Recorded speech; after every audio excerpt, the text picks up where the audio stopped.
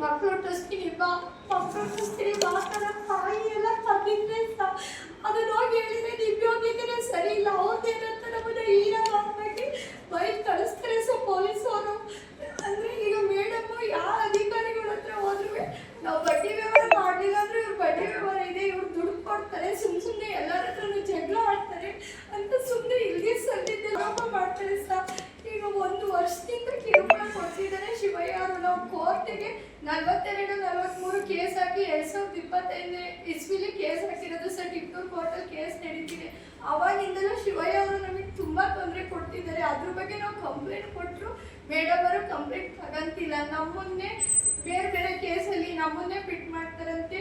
ನಾವು ಬೇರೆ ಆಳನ್ನ ಬೈದಿದ್ದೀವಿ ಅಂತ ಜಾತಿನಿಂದಲೇ ಕೇಸ್ ಕೊಟ್ಟಿದ್ದಾರೆ ನಮ್ಮ ತಾಯಿ ಮೇಲೆ. ಈಗ ನಮ್ಮ ತಾಯಿ ಆಸ್ಪತ್ರೆಯಲ್ಲಿ ಅಡ್ಮಿಟ್ ಆಗಿದ್ದಾರೆ. ನಮ್ಮ ತಾಯಿನ ಡಿಸ್ಚಾರ್ಜ್ ಮಾಡಿ ಮನೆಗೆ ಕರ್ಕೊಂಡೋದ್ರೆ ಶಿವಯ್ಯ ಅನ್ನೋರು ಮಚ್ಚಿಡ್ಕೊಂಡು ನಮ್ಮ ತೋಟದ ಹತ್ರ ಎಲ್ಲ ತಿರುಗಾಡ್ತಿದ್ದಾರೆ ಕೊಲೆ ಮಾಡ್ತೀನಿ ಅಂತ. ಮತ್ತೆ ಅಮ್ಮನ್ನ ಈಗ ಮನೆಗೆ ಕರ್ಕೊಂಡೋದ್ರೆ ಜಾತಿನಿಂದಲೇ ಕೇಸಿಂದ ಒಳಗೆ ಹಾಕಿಸ್ತೀನಿ ಅಂತ ಬೆದರಿಕೆ ಹಾಕಿದ್ದಾರೆ.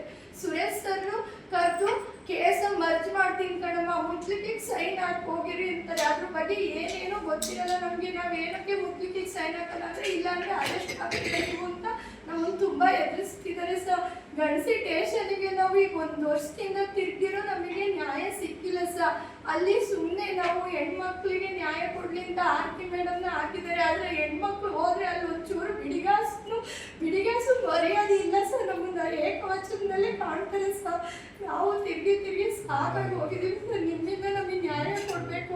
ಅವನು ಕೊಲೆ ಮಾಡಕ್ ಬಂದಾಗ ಮತ್ತೆ ನಮ್ಮ ಅಮ್ಮನ ಇದೇ ತರ ಹೊಡೆದಿರೋದು. ನಾವು ಆಂಬುಲೆನ್ಸ್ ಬಂದಿದ್ದೀವಿ, ಇವನೇ ಹೊಡೆದಿರೋದು. ಮತ್ತೆ ನಮ್ಮ ಬೋರು ಸ್ಟಾರ್ಟ್ ನಾವು 3ನೇ ತಾರೀಕು ಆಸ್ಪತ್ರೆಗೆ ಬಂದು ಅಡ್ಮಿಟ್ ಆದಾಗ ನಮ್ಮ ತೋಟಕ್ಕೆ ನುಗ್ಸಿ ಭೀಮಾ ಅವರನ್ನೆಲ್ಲ ನುಗ್ಸಿ ನಮ್ಮ ಸ್ಟಾರ್ಟ್ರುಗಳು ಮತ್ತೆ ಕೇಬಲ್ ವೈರು ಎಲ್ಲ ಒಂದು 50,000 ಬೆಲೆ ಬಾಳುವ ಸ್ಟಾರ್ಟ್ರು ಎಲ್ಲ ಐಕನ್ ಸ್ಟಾರ್ಟ್ ಹಾಕ್ಸಿದ್ದು ಡಬಲ್ ಕೇಬಲ್ ಎಲ್ಲ ಕಳ್ತನ ಮಾಡಿದರೆ ಅದ್ರ ಬಗ್ಗೆನೂ ಕಂಪ್ಲೇಂಟ್ ಕೊಟ್ಟಿದ್ದೀವಿ. ಇದುವರೆಗೂ ನಮ್ಮ ಕಂಪ್ಲೇಂಟ್ ರಿಸೀವ್ ಮಾಡಿಲ್ಲ ಆಲಪ್ಪ ಸರ್ ಕ್ರಿಮಿನಲ್ ಸರ್ಗೆ ಕೊಟ್ಟಿದ್ದೀವಿ, ಆದ್ರೂ ನಮ್ಮದು ಕಂಪ್ಲೇಂಟ್ ತಗೊಂಡಿಲ್ಲ ಇದೇ ವ್ಯಕ್ತಿ ನಮ್ಮ ಅಮ್ಮನ ಕುಡ್ಡಲ್ಲಿ ಹೊಡೆದಿದ್ದು ದರ್ಶನ್ ಅಂತ ಇವನೇ ನಮ್ಮ ಕೇಸ್ ಇರೋದು, ಇವನೇ ಬೆದರಿಕೆ ಹಾಕಿಸ್ತಿರೋದು.